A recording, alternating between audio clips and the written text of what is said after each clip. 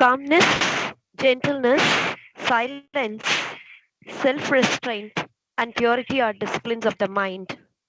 Good evening to one and all present here.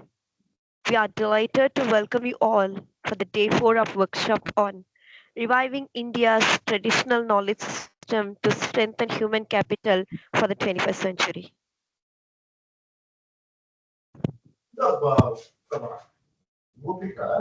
Today's focus brings us back to the timeless teachings of our sacred text, mind management from the Bhagavad Gita and Srimad Bhagavatam.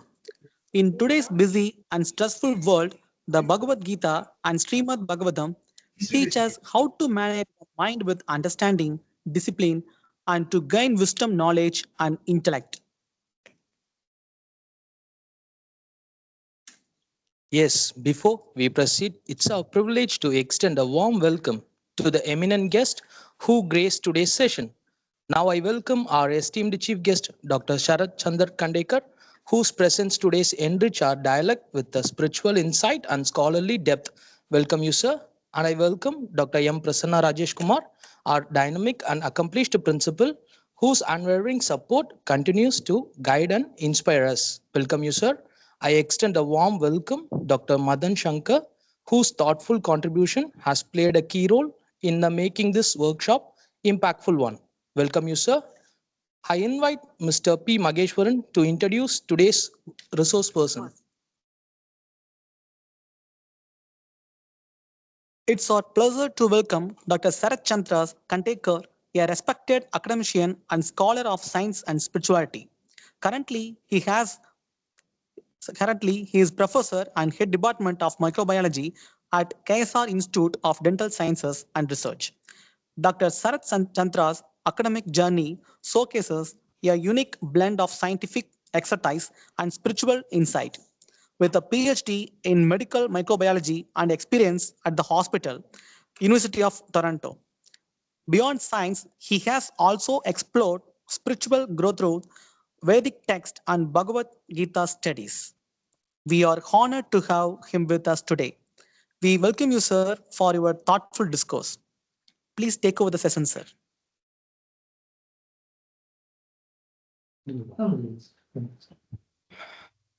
Namaskaram to everyone. First, I'd like to thank the organizers for creating a platform where we can discuss the richness of our traditions of our country. And I'd like to thank Dr. Prasanna Rajesh Kumar, Principal of KSR College of Arts and Science, for inviting me to this forum. And I'd like to thank all the participants for coming over here. Thank you so much for coming. And I have a request to all of you, that is, at the end of the session, I just want all of you to bombard me with as many questions as possible. And before I start the session, I would like to offer prayers to our Acharyas, Guru, and Almighty. Om Ajnanathimmirandhasya Gnananjana Shalakaya Chakshurmilitam Yena Tasmai Shri Gurave Namaha. Namo Vishnupadaya Krishna Prasthaya Bhutale Srimate Bhakti Vedanta Swami Nitin Namine. Namaste Saraswati Deve Bhagavani Pracharne Nirvisesha Shunyavadi Paschata Deshatarane. Sri Krishna Chaitanya Prabhu Nityananda Shri Advaita Gadadhara Shri Vashat Gaur Bhakta Vrinda. Hare Krishna Ram Hare Ram Ram Ram Hare Hare. So, coming to the session, I'm sure all of you know that mind is one of the faculty that we have, rather all of us have. It is difficult to understand. So today I'm just going to share whatever I have learned, read with all of you. It's not that I know everything about mind. I don't claim that. But whatever I have learned, I'm just going to share with all of you. So the function of the mind, as I mentioned on the slide, it has got an ability to accept and reject, nothing else. That is the only function of the mind, whether to accept or reject, nothing else. Anyway, you may have many questions, but you can ask me at the end of the session. So, regarding this mind, whatever I'm going to say today, I've just taken from Bhagavad Gita and Srimad Bhagavatam. As all of you know, Bhagavad Gita is the essence of all Vedas or Upanishads, rather. It is even stated by Adi Shankaracharya that Bhagavad Gita is the essence of all Upanishads. And Srimad Bhagavatam is actually the practical version of Bhagavad Gita. Probably some of you may know about it. If you don't know, probably we can see about that in the question and answer session.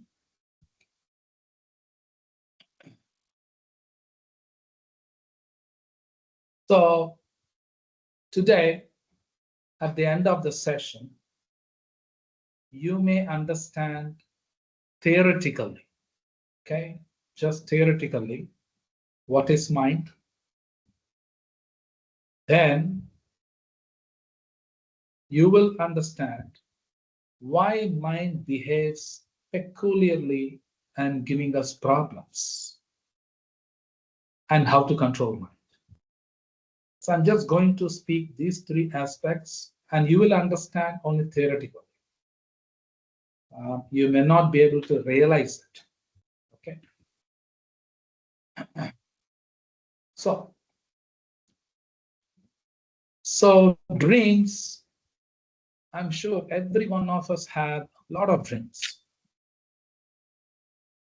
And the most commonest dream that all of us have is that I want to be happy. This is the commonest dream. All of us have that. I want to be happy. I want to live happily on this planet. But when we see the reality, it is topsy-turvy. I'm sure you can understand what I mean. I want to be happy, but I don't know why I'm not happy. That's the reality. So regarding this, I'd like to quote the shloka from Bhagavad Gita, 8th chapter. It's a very famous shloka. There is a Sanskrit version, and you can see blue color letters I've highlighted. Dukkhalayam ashashvatam. This shloka is told by Lord Krishna. You know, when we build a home, we always name it. In India, we do that. We just name it like a sweet home, happy home, you know, we name it. But Krishna named this entire universe as Dukkha Alayam. That means a place of miseries. Maybe very surprising to all of you, but that's what's stated in Bhagavad Gita. Krishna says that this world is full of miseries. Okay? And please don't ask me why now. Of course, we have answers for it. We have answers. But Krishna said that this world is full of miseries, full of problems. And this world is temporary also. This is what Lord Krishna said. And in Srimad Bhagavatam, it's something very strange, Krishna said it. You know, whenever we have a problem, we always say that someone else is responsible for my problem. We always say that. My husband is a problem, my wife is a problem, my mother-in-law is a very, very, very, very big problem, you know. And sometimes we say, my astrology, my horoscope, rather, the horoscope is a problem. We say all those things. But let's see what Lord Krishna said in Srimad Bhagavatam. So you can see the shloka, Sanskrit version, and translation in English.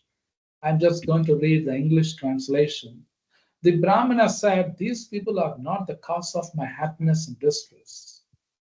Neither are the demigods, my own body, the planets, my past work or time.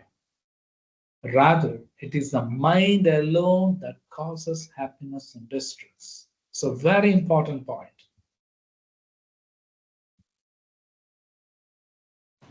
The reason for the problems that I have in my life is my mind, actually. And no one else is responsible. No one. Not even my horoscope. Maybe quite surprising. Someone may ask, how can you say horoscope is not the cause? The point I want to drive in here is, of course, horoscope is true. I don't deny that. But the point to understand here is, even if I'm destined to suffer according to horoscope, I can still evade myself from suffering. That is most important. I'll repeat, even if I'm destined to suffer, I can evade from that suffering. No astrologer will tell you this. Lord Krishna said that. I'm sure about it. No astrologer will tell you. So Lord Krishna is saying that if we adjust mind, or if we control our mind, we can escape from all the sufferings. Of course, there we get them, but still we can escape. I mean to say, the suffering cannot affect us. That is a point we have to understand. It is mentioned in Srimad Bhagavatam, and I'm showing you all the references. Nothing is of my own. So the thing that we have to understand here is, I am responsible for my own problem. Nobody else is responsible. This we must know pakka.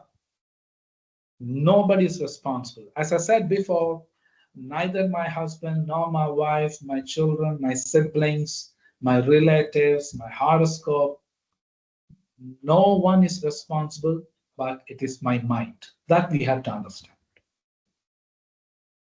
Now, like there are procedures for everything in day-to-day life. Okay, there is a procedure. For example, if you want to drive a car, there is a procedure. And even there is a procedure for cooking. So you want to cook something, there is a procedure. And there is a procedure even to operate a computer. And there is a procedure even for a marriage. Okay, that means there is a procedure for everything. Unfortunately, many people don't consider the procedures of marriage.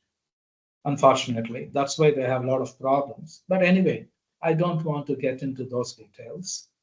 So the point is that there is a protocol for everything in life. Okay. Similarly, there is a protocol how to control mind and lead life. This is very important. There is a protocol to lead life. And let me tell you with conviction, I'm telling you with conviction, how to lead life is mentioned only in Bhagavad Gita. It's only in Bhagavad Gita. Nowhere it is mentioned how to lead a life. So in other words, if you haven't read Bhagavad Gita, you will not know how to lead a life. Impossible. You may think, rather we may think, that we know, but actually we don't know. If we haven't read Bhagavad Gita, we will not know how to lead a life. Let me give you a simple example. Say there is a big fight between me and my wife. Okay, there's a fight between us. If I go through Bhagavad Gita, I can resolve the issue in no time. I can resolve it.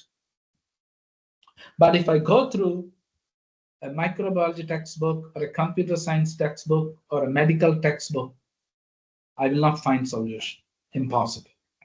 I will not find it. But if I go through Bhagavad Gita, really I can find out the solution.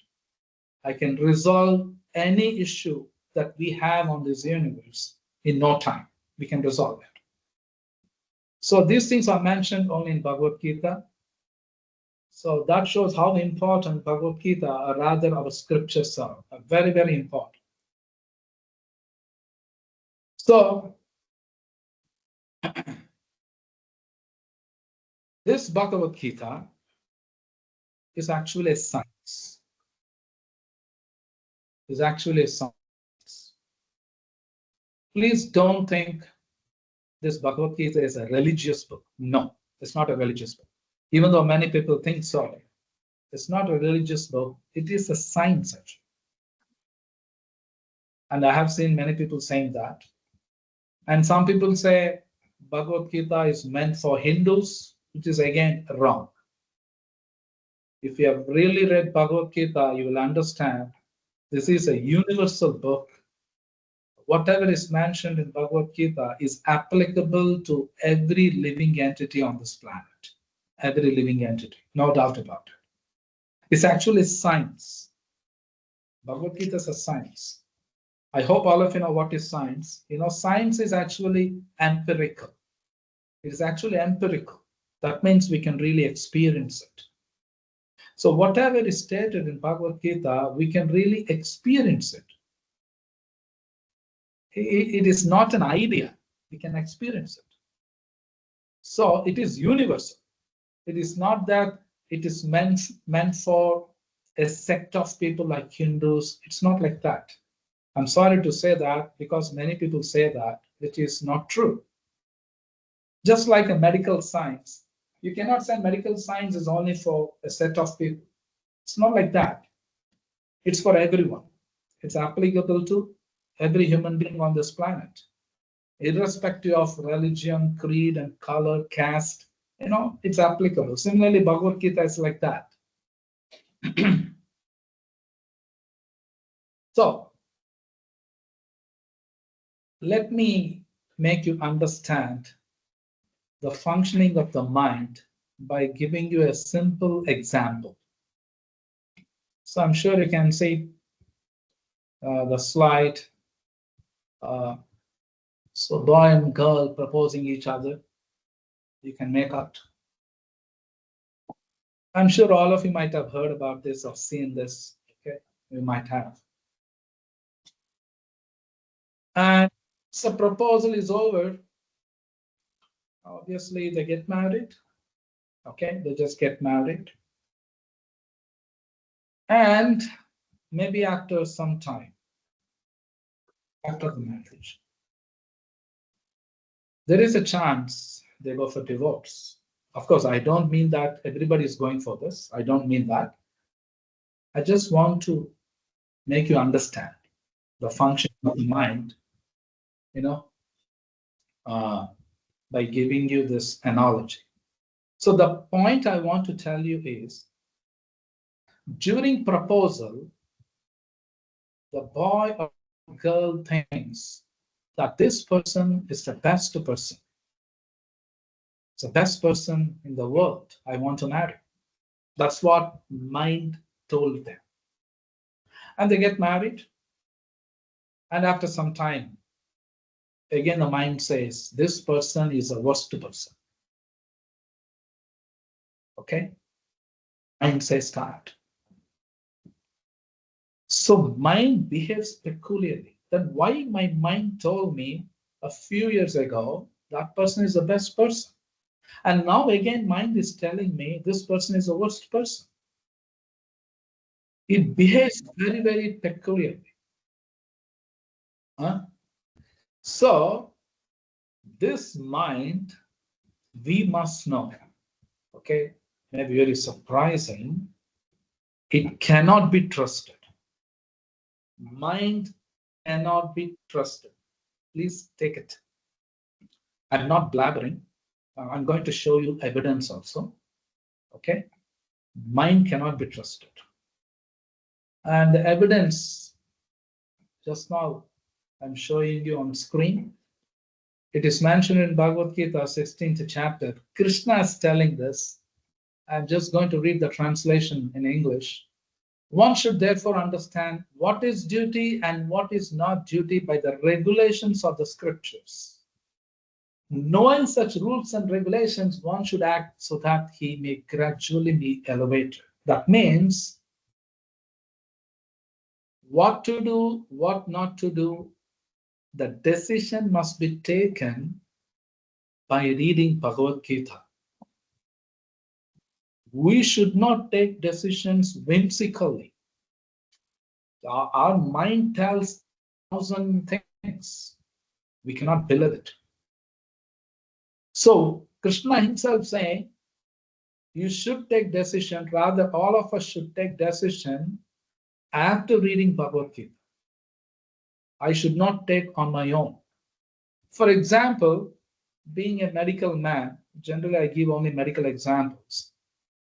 I should not think on my own that I don't have diabetes, I don't have BP,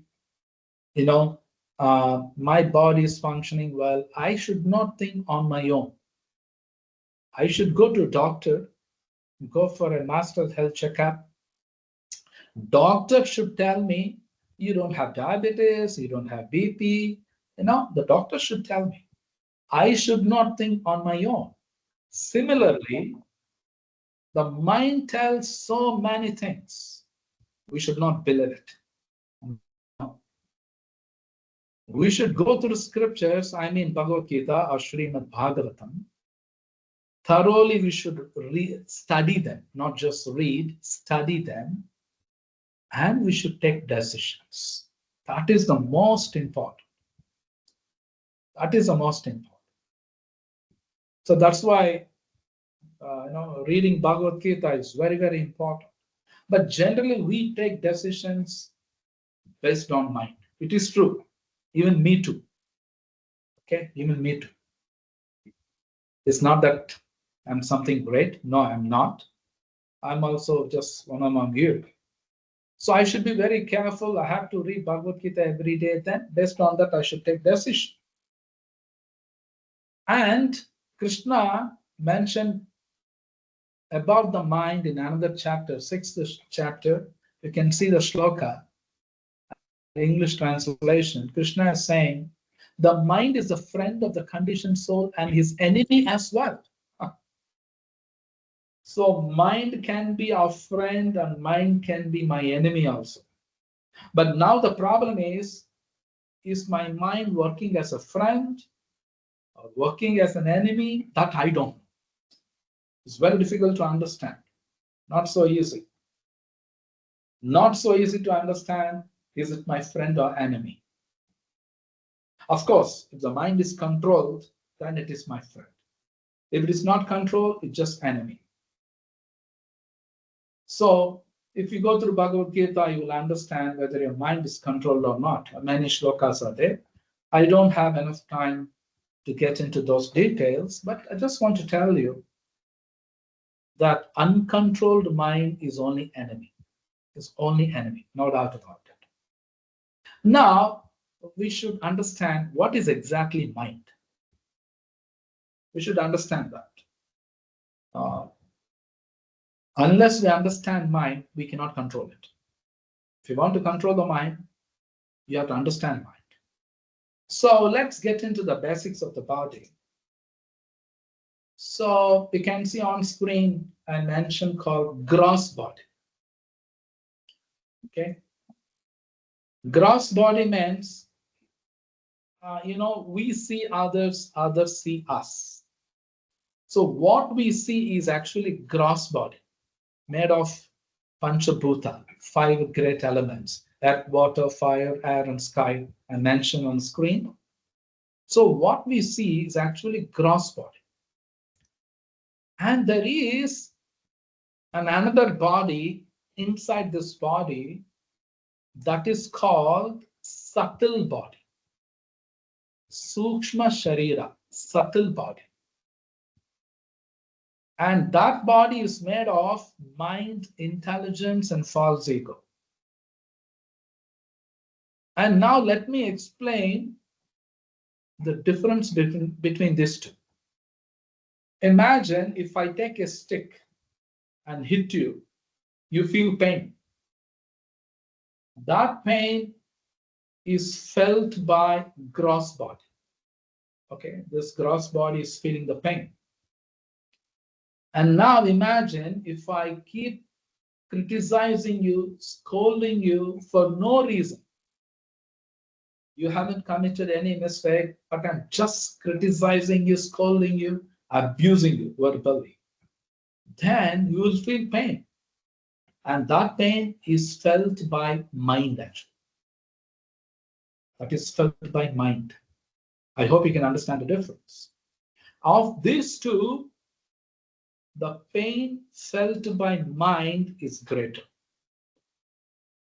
So that means the subtle body is more important than gross body. And now the one more most important, that is the soul, Atma. We are Atma. So in this body, there are 3 bodies. One is soul, that is actually we, the real I. Subtle body, gross body, all of them merged together. You can say a handsome person. You can say a handsome person. That means in this body, there are 3 bodies, which I'm going to show you in another way. So you can see one is gross body, one is subtle body, and the third one is, that is the real I, Atma, the soul, that is actually we. So you can understand, I hope you can understand by this pictorial representation, there are 3 bodies inside this body. So I hope you have an idea what is mind right now. And now at the time of death, it's very important. At the time of death, only the gross body dies, disappears. The remaining are alive. The body doesn't die, Atma doesn't die, the gross body dies. This you have to understand. And some may question, how can you say this? Okay, somebody may have a question. How can you say all those things? Well, you're going to see in the forthcoming slides. I'm going to show you with evidences. Okay, I'm not blabbering. I'll show you with evidences. So you can see this picture now. You can see the Atma is same, the body is different. You can see Atma is having a body of a child, and then body of a boyhood, then youth, then old age, then Atma passes into another body. The Atma never changes, the body keeps changing. That's what I mean to say through this slide. So Atma is same, subtle body is also same. Only the gross body dies, the body that we see. And now I'm going to, you can see on screen, it is an evidence. Many scientists are working on this. They published in elsewhere journals, Science Direct. And some scientists are publishing that, previous life experiences. There are many cases on this planet where many human beings, I don't say many in the sense some human beings, they're able to recollect the past life. Okay, previous janma, previous birth. It is true, it's a fact. You can see I'm showing you on screen. And there is another journal. This also, but of course, this old one. Okay. The previous life experiences. This is all true, actually speaking. It's all true. That means we have a previous life, no doubt about it. And we will have a next life too. Those are all true. So right now, everybody is giving a lot of importance to gross body, the body we see. We give a lot of importance. So we go to gym, we work out, we want to keep this body very beautiful, very attractive, and all of us do. Mostly the gents go to gym, and the women, they go to beauty parlor, just because everybody wants to look very attractive.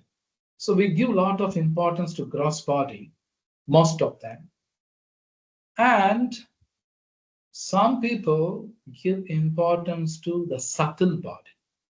There are people like this also.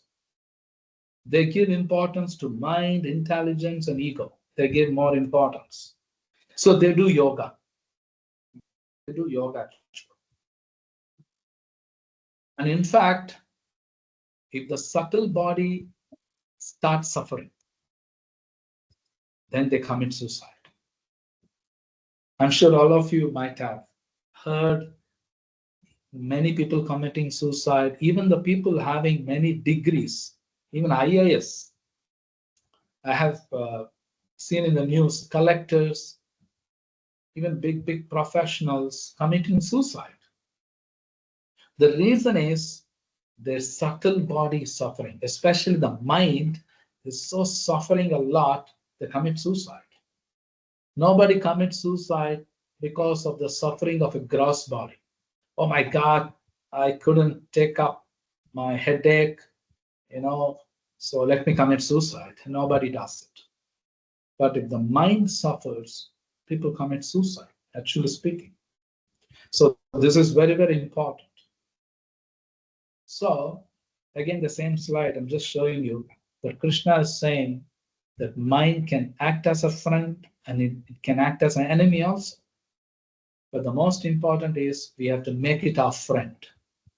That is most important. So I'm going to speak that also, how to make it friend, but how we make it enemy, that also I'm going to speak. Okay. So now we are moving to the most important point in this session. The mind is very much influenced by so many influences of society. This point we will discuss later also. But one thing we must know, mind is very much influenced by a lot of things. So many means so many.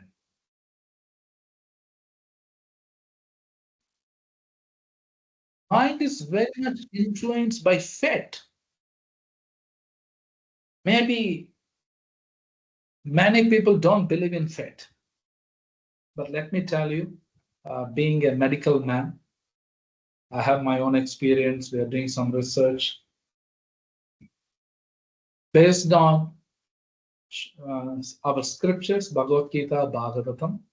Based on my experience, I'm just telling, fate is 100% right.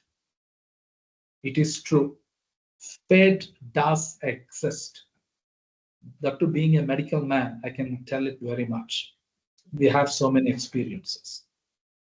Now let me tell you a simple thing so that you can understand. Just to make you understand about fate. You see, none of us selected our parents. None of us. None of us selected our siblings. I mean, brother, sister. We haven't selected. None of us selected even the place of birth. I should be born here, in that country, in this country. No. We are forced to take birth in a certain family. We are forced. This is true. Even spouse, okay, you have to understand properly. Even spouse, you cannot select. Some people may claim, no, no, no, I met my darling in the college, in the office. We say many things, but the fate forced you to select that person, actually speaking. Of course, this is debatable, but I don't want to get into the details. There is a chance you may select also, but mostly it could be fate also. The fate made you to select such a spouse. So it's all true actually. So fate has got a lot of influence on the mind. And the last one, this is the most important of all three, misuse of freedom. So what I'm trying to say, even though fate has got influence, there are so many influences from the society. Okay, still, you can escape from all these influences, provided you use mind properly. Okay, we have that freedom. We have freedom to use mind properly. We have freedom, but unfortunately, we misuse it.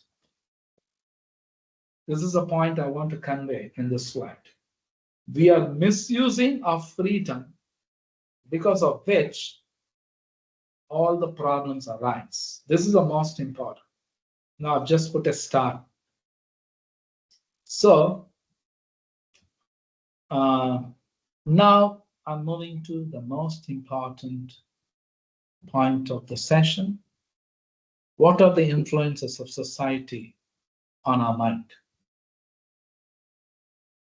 The first one is our family. Our family. This is the number one. Let me give you an example so that you can easily understand.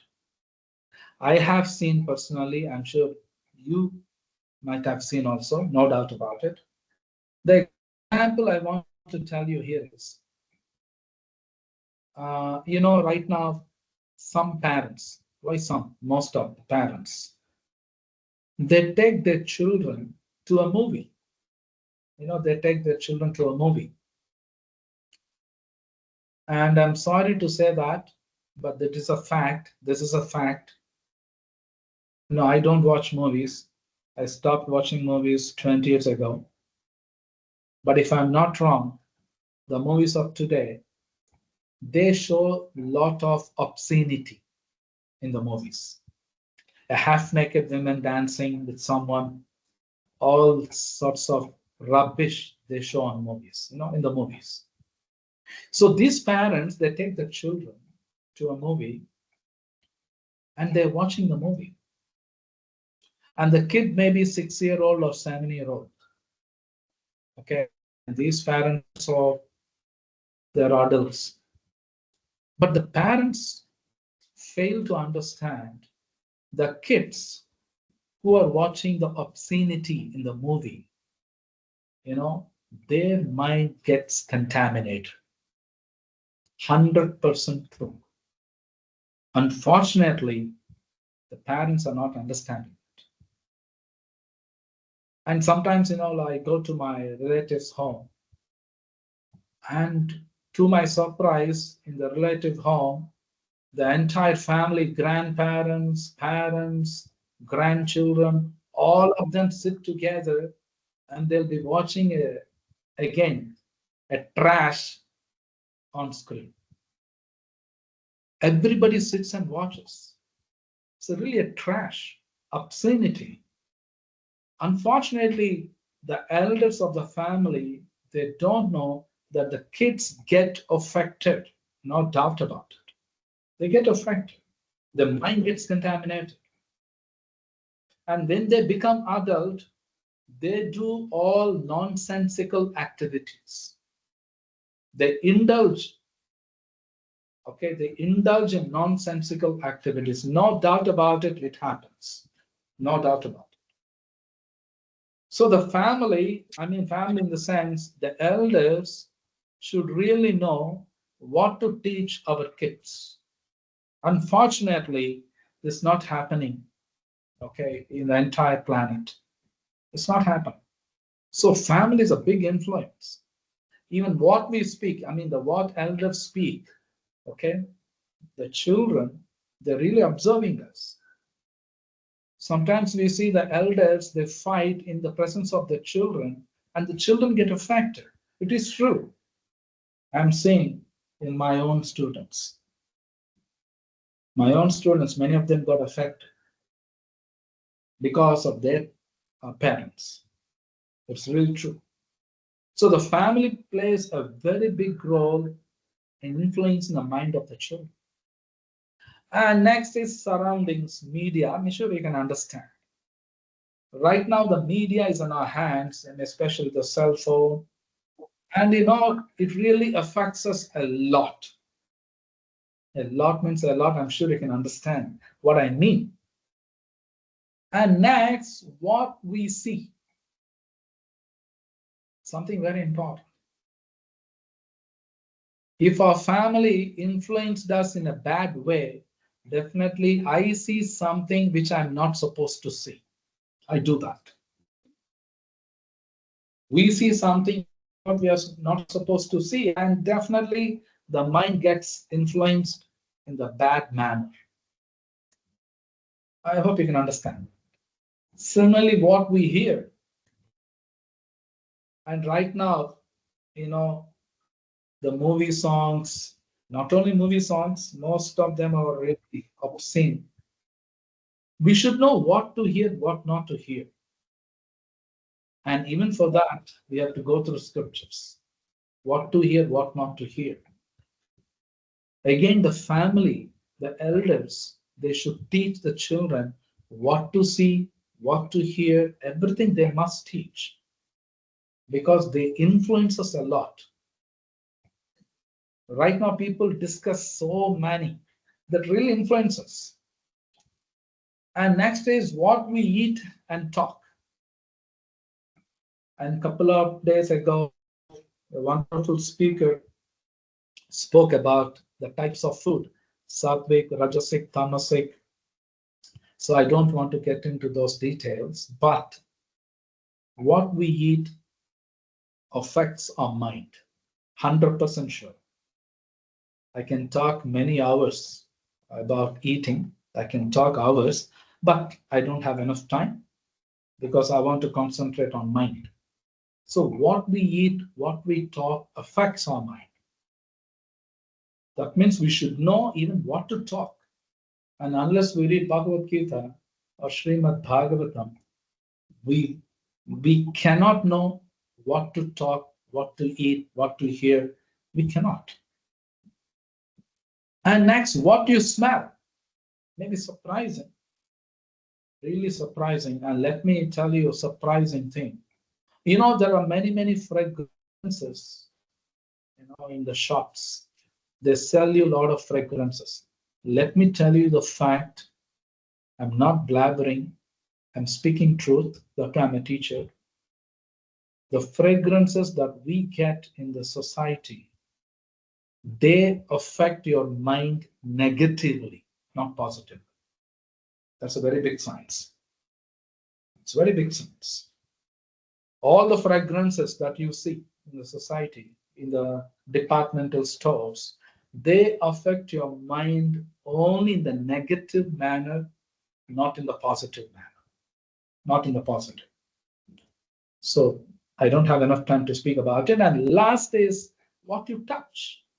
This is something very important. Our Indian culture, our Indian tradition is when we meet a person, every day we meet a person early morning, we greet them by saying namaste. Yes, this sir. Is perfect. We should greet them saying namaste, not shaking hands.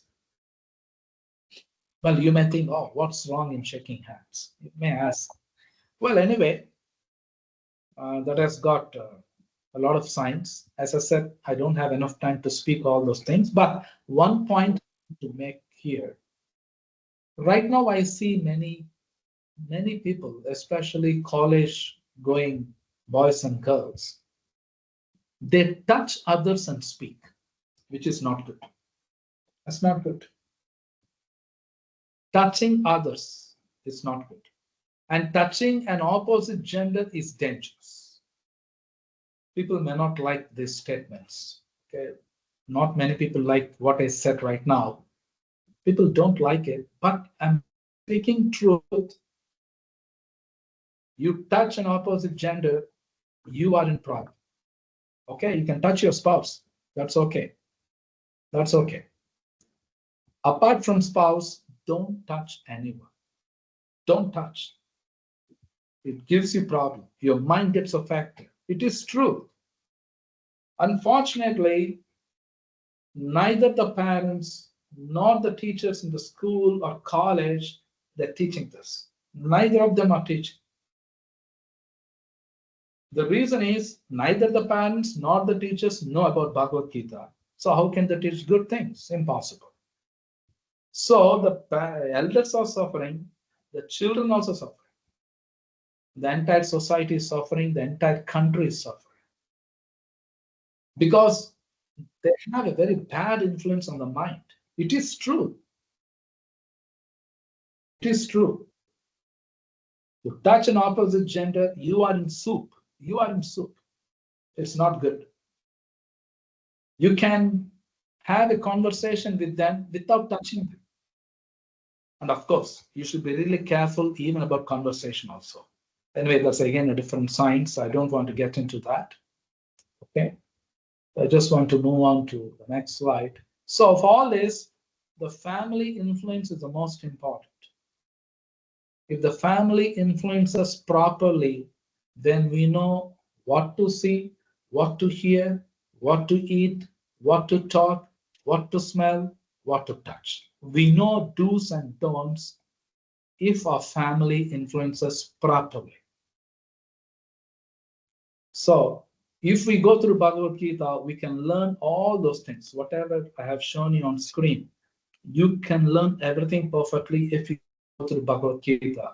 If not, impossible. We commit a lot of mistakes and we suffer. So now we are moving to the fag end of the session. On a few more slides. I'm sure all of us know that India is a land of temples. It's a land of temples. If I'm not wrong, some lakhs of temples we have in our country. The sad situation is, actually, according to scriptures, a temple should function like an educational institution. Actually speaking, a temple is actually an educational institution. Maybe if you come down south in South India, especially Tamil Nadu, you can see huge temples, huge, very, very huge. Probably in all over India, you can see huge temples only in Tamil Nadu. And why they built a huge temple? The reason is, as I said before, the temple function as an education institution. Every day evening, all the people in that village or city or town, they go to the temple, and in the temple, they teach the public what to do, what not to do. They teach, every day they teach. So the public, they come and listen, learn about it, they implement in their life. That's how they pass their life. Every day they go to temple, listen, learn something, implement, just like a school or a college. But unfortunately, the entire planet, only few temples are functioning like that. Only few. You can count with your own fingers.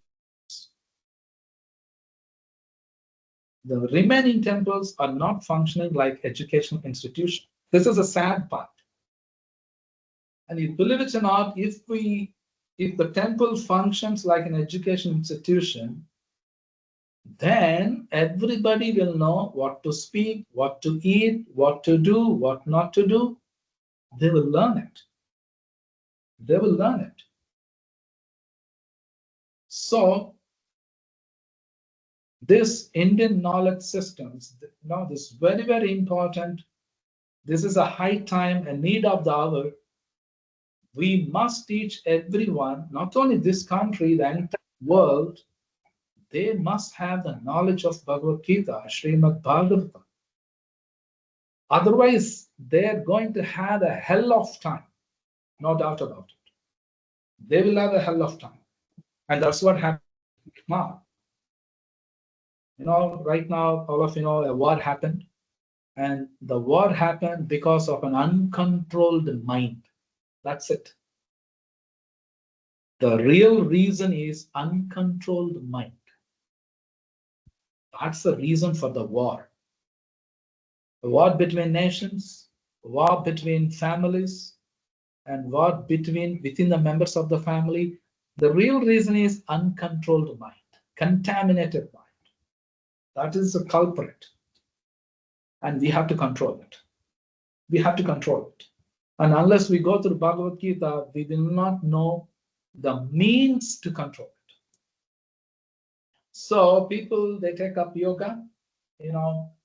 Again, the previous speakers, they have spoken about this, so I don't want to get into that. They do karma yoga, they do jnana yoga, ashtanga yoga, they do bhakti yoga. There are many types of yoga. And according to Bhagavad Gita, Krishna spoke about it. The bhakti yoga is the topmost. Krishna said that. Bhaktyamam abhijanati yavan yaschasmi tattvataha bhaktya tvananya shakya aham evam vido arjuna. Krishna said very clearly that bhakti yoga is the topmost by which you can understand everything, animate or inanimate, present in this planet. Why planet? Universe. Krishna said that. Only then we'll be happy. And that is the only way to control mind. We have to go through Bhagavad Gita. We have to. So now I'm going to speak the means to control, how to control mind. It's all theory, but still you can understand. So,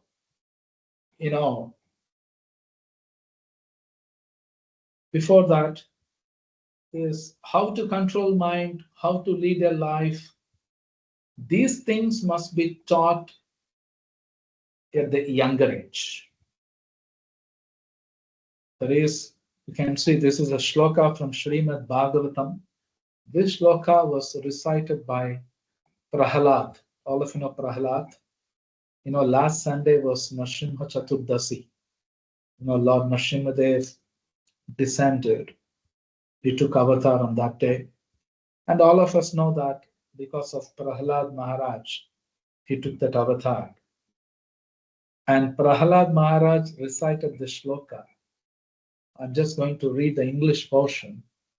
Prahalad Maharaj said, one who is sufficiently intelligent should use the human form of body from the very beginning of life. In other words, from the tender age of childhood to practice the activities of devotion service. You see, the training should be started at the age of 5. 5, please listen, 5 years. The reason why I'm emphasizing on that is I have an experience. Once I told one person to read Bhagavad Gita, and that person was around 70 years old, 70. When I told the person to read Bhagavad Gita, that person asked me a counter question. He asked me, do you think I'm an old man? My God, I was surprised. Come on, man, you're 70 years old. And he thinks he's still young. He asked me a question, do you think I'm an old man?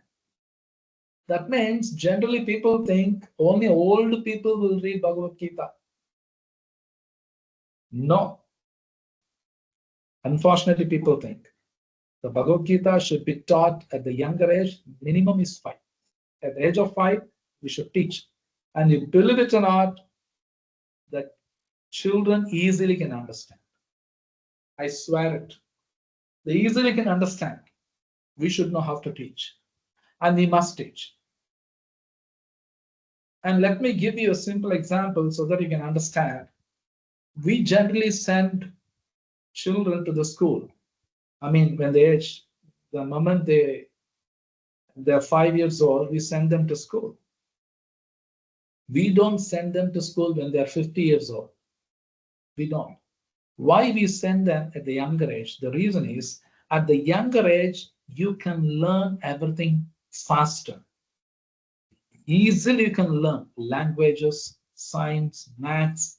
Easily you can learn at the young age. But when you grow older, the ego becomes so strong and many things get contaminated. Very difficult to learn it. Very difficult to learn. But the young age, easily you can learn. Just like a bamboo. I'm sure all of you know what is bamboo. Bamboo is really flexible when it is young. But the bamboo becomes older, it becomes very strong. No longer flexible. Even our mind is like that. Our ego is like that. We cannot learn when we get older. Very difficult. So,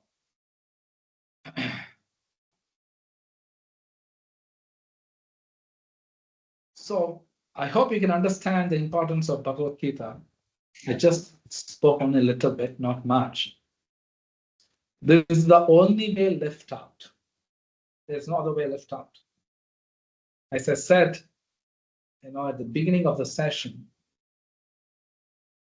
only Bhagavad Gita speaks how to lead a life. No other book speaks about it. No other book. Of course, I've gone through the scriptures of other religions too, but they're not as profound as Bhagavad Gita. Well, I'm not criticizing other scriptures. No. But the Bhagavad Gita speaks the fundamentals. The fundamentals are most important in any subject. That's most important. So it's very important to go through Bhagavad Gita. Now I'm moving to the last but one slide. In another few minutes, I'm going to finish. And this is a shloka from Srimad Bhagavatam. It's very, very, very important.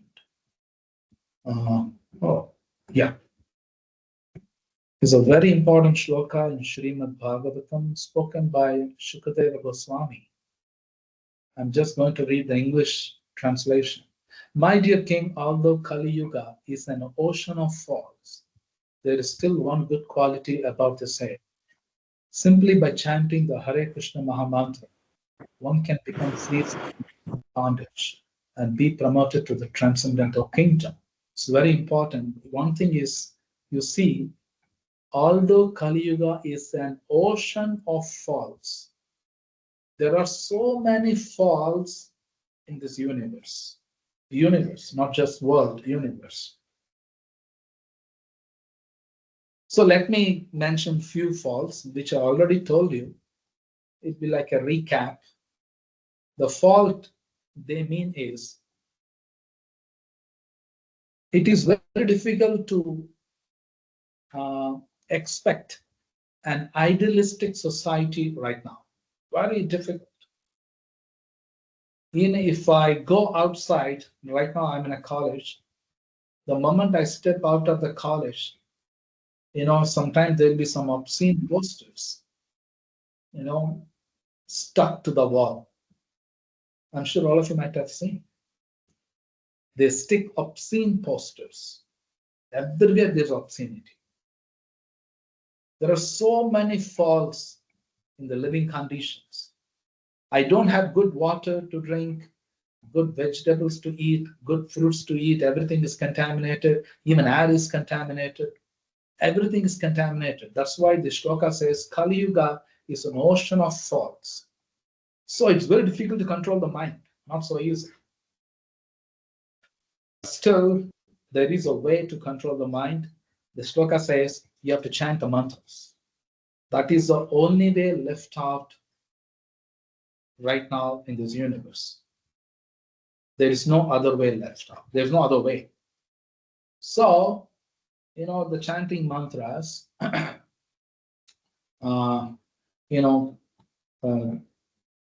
Muslims, they also chant Allahu Akbar. This is a very powerful mantra. It's true. No doubt about it. It is true. This is also a great mantra. That means God is great. And some people chant Yahovah, and some people chant Hare Krishna Mahamantra, Vishnu Sahasranama, and many, many things. We have to chant these mantras constantly. Constantly means constantly, all the times, or whenever we have time. Of course, we have a lot of time. We have to chant these mantras to control the mind. If we don't chant these mantras, I'm telling you frankly, willingly we are drinking poison. That's it. Willingly we are drinking poison. Something like that. Nobody can save us. Nobody. We have to chant these mantras. We have to go through Bhagavad Gita, Srimad Bhagavatam. Only then we understand who we are, what are we supposed to do, and everything you name, any subject you can understand. As I said before, Bhagavad Gita is the essence of all scriptures, the most important. So this is the only way to control mind. Mind can be controlled by chanting mantras. There's no other way. And thank you so much. And I'd like to thank once again to all the organizers and my friend Dr. Prasanna Rajesh Kumar for inviting me and to interact with all of you. So thank you so much, all of you, for coming to this session. And I hope I've done some justice, okay, in presentation. So once again, thank you very much. And I'm waiting for the bombardment from all of you. I shall be happy if you ask me as many questions as possible. Thank you very much.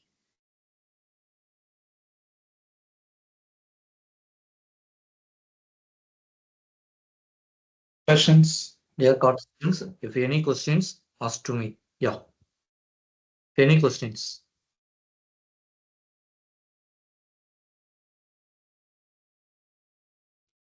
Just type on the chat box also.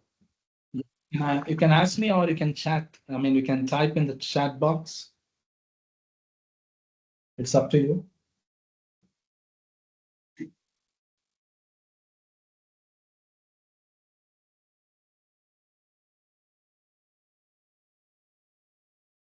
Good evening, sir. Yeah, good evening. Sir, it was very informative session. I was surprised also and learned many things and want to know more about the influence of society on the mind. But I would just like to know, sir, that I also want to control my mind. Even I know that I'm wrong and I have to control my mind, then too I'm not able to control. So just by chanting Hare Krishna, can I do this thing? Well, the most important, you have to chant and you have to read Bhagavad Gita, and we have to mold our life according to Bhagavad Gita. Same time, you have to chant. Both are required. Just let me give you a simple example. Say, we go to doctor. The doctor tells you have to take medicine, you have to do exercise, and you have to do diet. All three are important to escape from disease. Something like that. You have to chant Hare Krishna, it's a must. And you must read Bhagavad Gita. By reading Bhagavad Gita, you come to know what to do, what not to do. Okay, so you have to do both. Chanting alone is not enough. Actually, that is enough, but you have to lead an ideal life. Same time, you have to chant. Without chanting, you cannot lead an ideal life. Impossible. That's impossible. So there are many do's and don'ts are there. You go through Bhagavad Gita, you will understand. Same time, you have to chant. So this is the answer. And very good question you asked me. Thank you so much. Second one also, sir. Any suggestions to control mind of today young children? Yeah, someone asked a question. Not only young children, adults, young, whoever it is, irrespective of age, we have to chant Hare Krishna Maha Mantra We must read Bhagavad Gita and teach your children Bhagavad Gita. If you cannot teach, you find someone who can teach. You put your kids under them. This is a must, it's a mandatory. There is no other way to save your kid.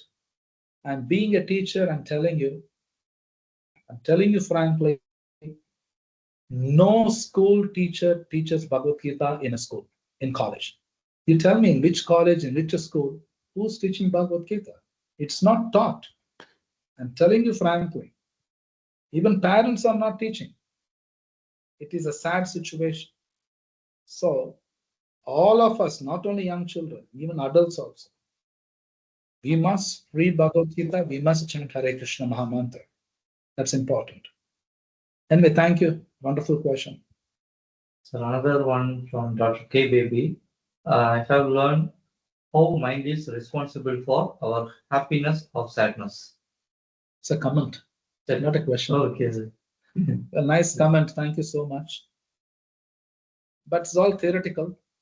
You go through Bhagavad Gita. Please go through Bhagavad Gita and implement. Then you can see the real result in life. You can see the real happiness. Anyway, thank you for comment. There's one more question. You said smell only gives negativity. Pleasant smell gives positivity. Kindly explain. Excuse me, once more. The pleasant smell gives positively. No, kindly explain. Well, let me tell you, there's a very big science. Please don't think whatever is pleasant to mind or good. Don't think like that. That's not true. Let me give an example. It is a crude example.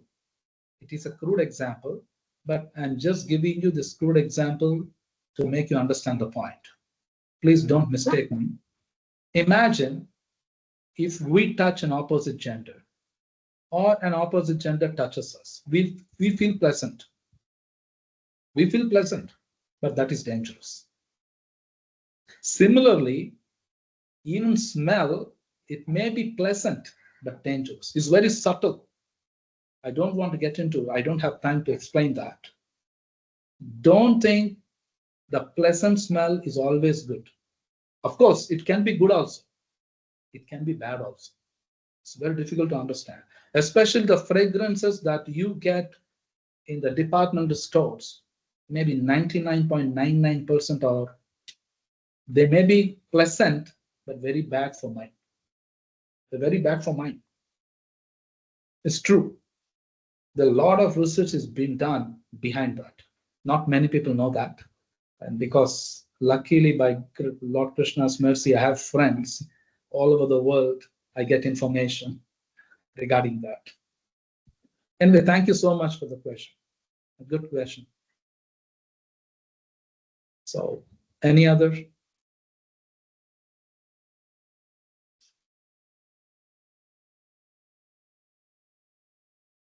Any other?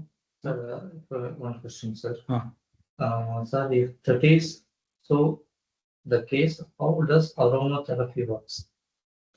Aromatherapy. Yeah, of course. As I said, there are some fragrances which are good to us. And there are some fragrances which are bad to us also. But right now we are in a situation we don't know what is good, what is bad. That is a problem.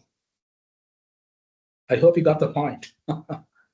We don't know what is good, what is bad. That is a problem. We don't have enough knowledge. I'm telling you with conviction, the fragrances that we get from many other countries, they have a negative effect on our mind. And there are some fragrances made in India, especially of sandalwood. It has got some positive effect. That is sattvic. But the synthetic fragrances are really bad. Okay, I hope I gave you answer. Namaskar, sir. Thank you very much. Namaskaram. Namaskar, sir. What just a small submission, sir. What you said is exactly true, sir. That's why our in our ancient sciences, in yajnas and yagas, what not everything, a particular type of wood is only preferred, which will actually decontaminate the entire environment of the house in which it is performed, sir. And all the performers and as well as the people who attended, they will also will have a good breath and whatnot, everything, sir. There is a small submission for what you have said regarding the our ancient wonderful this traditional aromatic sciences, sir. Yeah, thank you so much. And I like to add another point to what you have said. What you have said is 100% true. I just want to add another point. Sir. If we do yagna, in our home, sir. I read somewhere the effect of yagna will be there for about 5 square kilometers, not just sir. home alone. Yes, sir. Yes, sir. 5 Thank you, square sir. kilometers, they get benefited. So it's very important to do yagna, but again, it's not so easy to do perfect in this Kali Yuga. Yes, sir. Because we are unable to get the original ingredients, sir. All kachra woods are mixed and actually havana saman like that. All are sold, and so everybody is pouring them into the fire and getting some breathing problems also without noticing the exact herbs, sir. Yes, you're right. That's why chanting is the most important. Yes, sir. That's why Bhagavatam says in this Kali Yuga, chanting mantras, that alone is enough. Yes, sir. Yes. Thank you very much. Thank you very much for the thought-provoking and sir, thought-provoking session, sir. Thank you. Thank you for organizing. So, any other questions? Please don't feel shy. You don't have to feel hesitation and all. Just ask. Any questions?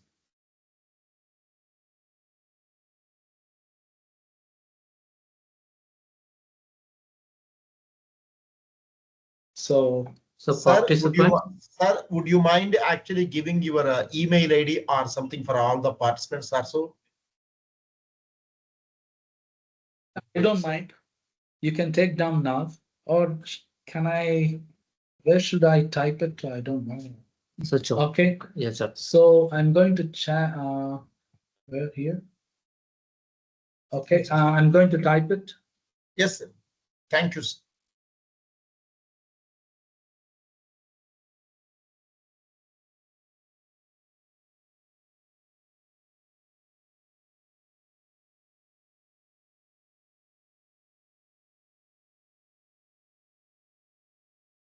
Yeah, KSRCAS36@gmail.com.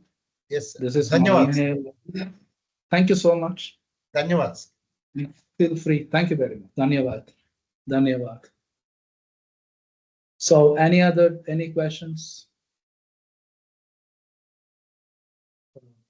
Oh, well, I think someone is asking, can we know more about it?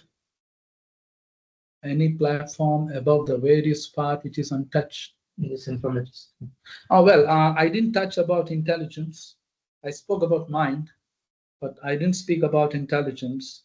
Intelligence and mind, actually, they work synchronizingly, but I didn't speak about intelligence, but because we don't have enough time. Unless intelligence is strong, mind will not function properly. And to make intelligence strong, the Atma, that is we, the real I, must be connected to God or Krishna. If Atma is not connected to God, intelligence will not function properly, mind will not function properly. So let me give you a simple analogy you can understand. Say I'm sitting in a room and all of you are also sitting in one room. When we build this room, we do wiring and we put fan, AC, tube lights, we put everything, we do wiring. But very important is the wire must be connected to the electrical pole. That is the most important.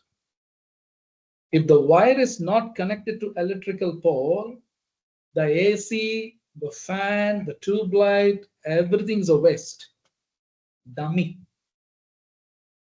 Similarly, if Atma, the real I, is not connected to God, intelligence mind will not function properly.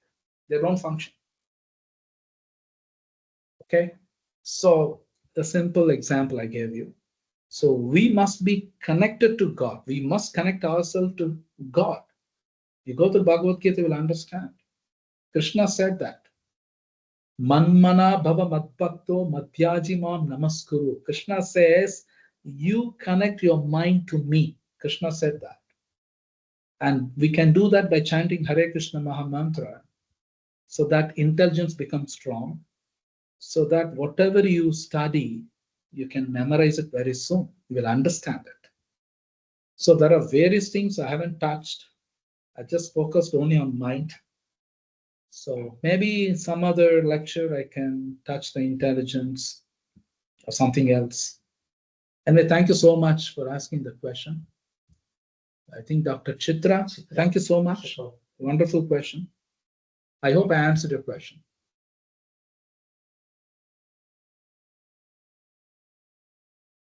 So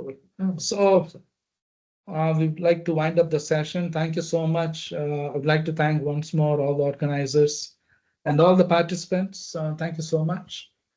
Okay, so maybe let's see. Maybe I made you once more in such a platform. Suggested the any techniques, sir. Logeshwari Rathore. What? That everybody does not know to connect the God. Please suggest any technique. Well, read Bhagavad Gita. Please read Bhagavad Gita. Chant Hare Krishna Maha Mantra. You will know. Because the time is short, I cannot, teach you everything in the short span of time. You go through Bhagavad Gita and chant Hare Krishna. Everything is there in that book. And Krishna spoke about it, how to connect to himself. Krishna spoke about it. So we can understand it. That's the only suggestion as of now I can give you. And thank you so much, Dr. Lokeshwar. Thank you so much. Excellent. I hope I answered your question. Thank you.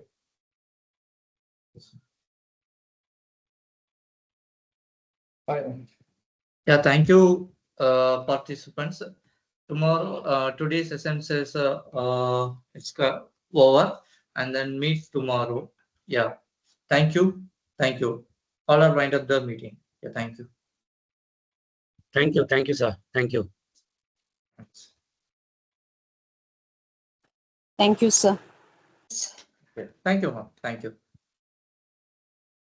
So thanks, sir. Okay, sir.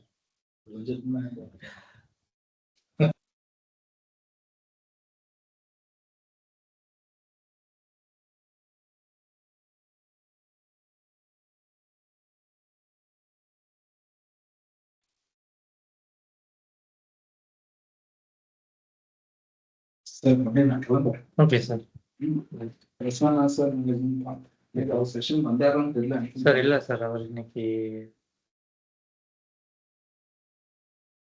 Sir,